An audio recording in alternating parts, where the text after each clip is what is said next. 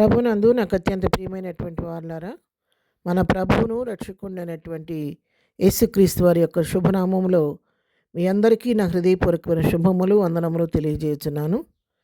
ఉదయకాల సమయంలో దేవుని వాక్యాన్ని ధ్యానం చేసుకుందాము.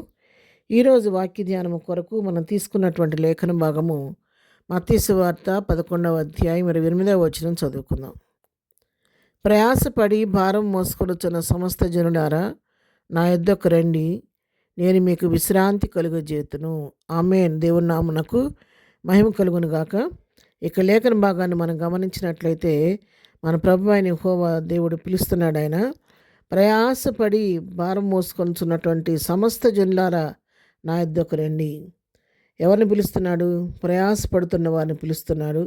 భారం మోసుకొనుచున్న వారిని పిలుస్తున్నాడు.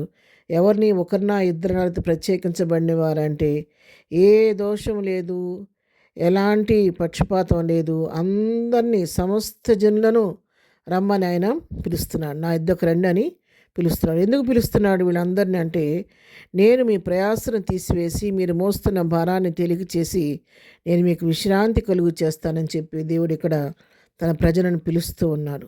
అవును ప్రియులారా, ఏ భేదమును లేదు, అందరూ పాపం చేసి దేవుడు అనుగ్రహించి మహిమను పొందలేకపోతున్నారని వాక్యం సెలవిచ్చిన రీతిగా ప్రతివారు కూడా పాపములో పుట్టి పాపములో పెరుగుతూ పాపలోకములో జీవిస్తూ మరి పాప భారాన్ని మోసుకుంటూ ప్రయాసపడుతున్నటువంటి వారే.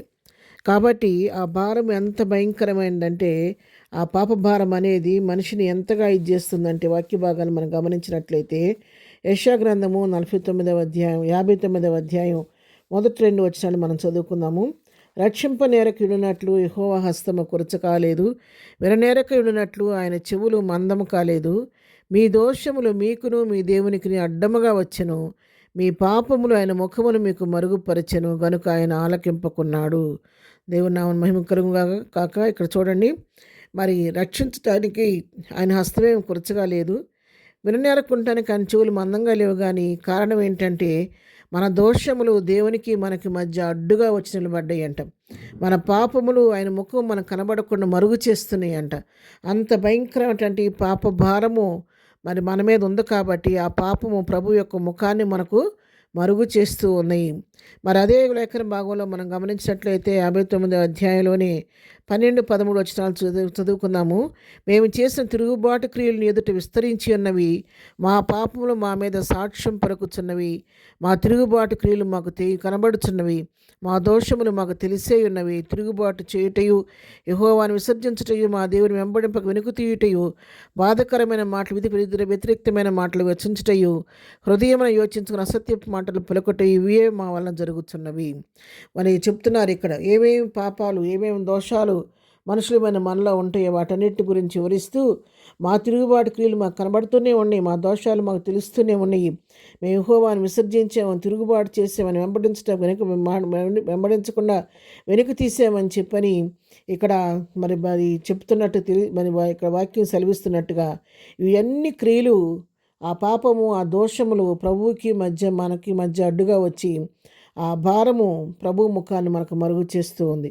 అందుకే యోహాను సువార్త 1:29 వచనం చూసినట్లయితే, ఇదిగో లోక పాపములను మోసుకొని పోవు దేవుని గొర్రెపిల్ల, మోసుకొని పోవు అనే పదం అక్కడ ఉపయోగించారు. ఆ భారాన్ని మోసుకొని పోతున్నటువంటి దేవుని గొర్రెపిల్లక ప్రభువైన యేసుక్రీస్తు వారు ఈ లోకానికి వచ్చి ఆయన మన యొక్క పాపాన్ని మోసుకొని ఆ భారం అంతటిని తన మీద మోసుకొని మనకు విడుదల కలుగు చేస్తారు. అందుకే ఇక్కడ వాక్యం సెలవిస్తుంది, నా యొద్దకు రండి, నేను మీకు విశ్రాంతి కలుగు చేస్తానని చెప్పి వాక్యం సెలవిస్తుంది.